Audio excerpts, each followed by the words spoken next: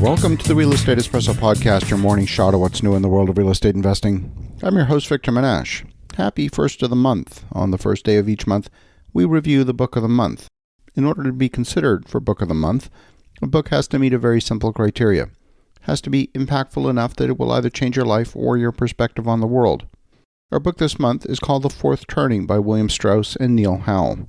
This book was written in 1998, and it's gone on to predict many aspects of current life in North America. These two authors will change the way you see the world and your place in it. The book illuminates the past, explaining the present, and it reimagines the future. It offers a persuasive prophecy of how America's past will predict its future. The authors base this vision on a theory of American history. The authors look back 500 years and discover a distinct pattern. Modern history moves in cycles, each one lasting about the length of a human life. Each one is composed of 4 eras, almost seasons if you will, that are about 20 years in length, and they always arrive in the same order. In the book, The Fourth Turning, the authors illustrate these cycles using analysis of the post-World War II period. These are similar to the annual seasons that we experience each year, but with a much longer time horizon. First comes the high, a period of confident expansion, as a new order takes root after the old has been swept away. Next comes an awakening, the time of spiritual exploration and rebellion against the established order.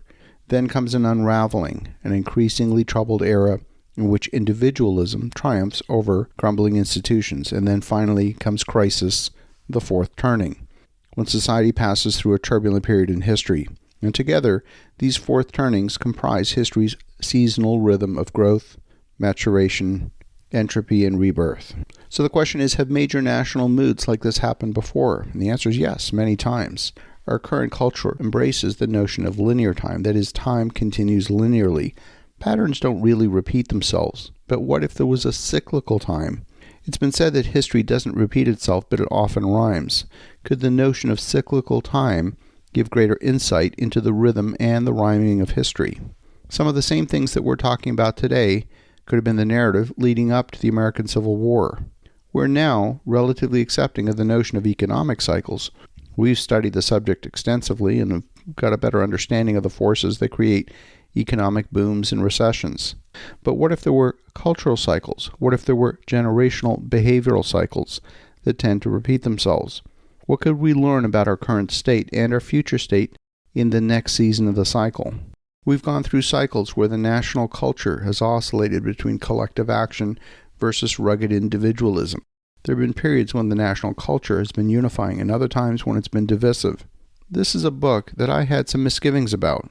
I have a personal bias against generalizations, and some of the concepts in this book could fall into the category of generalizations. The problem with generalizations is that they're partly right, but often wrong. There's simply too many exceptions for the generalization to be held as valid.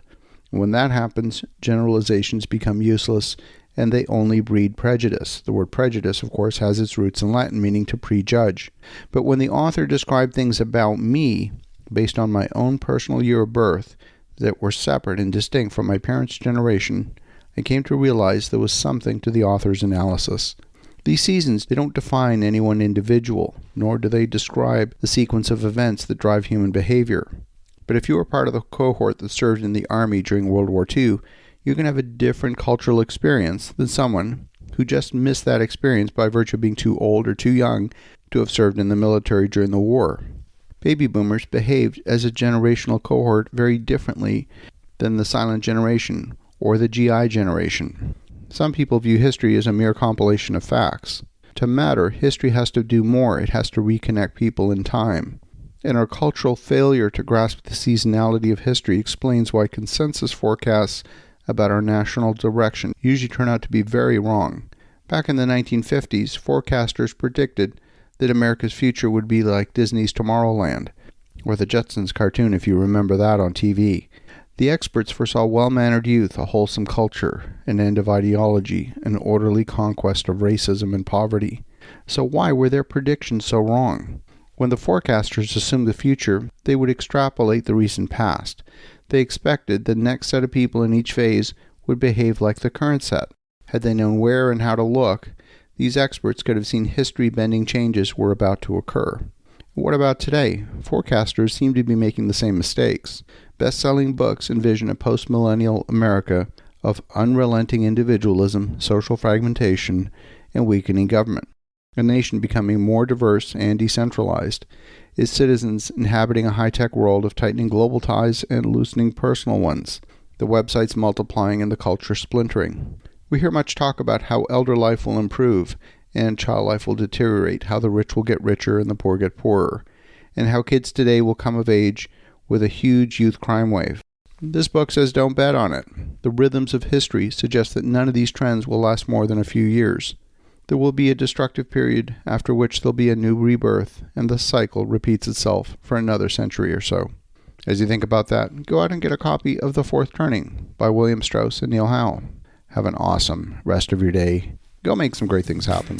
We'll talk to you again tomorrow.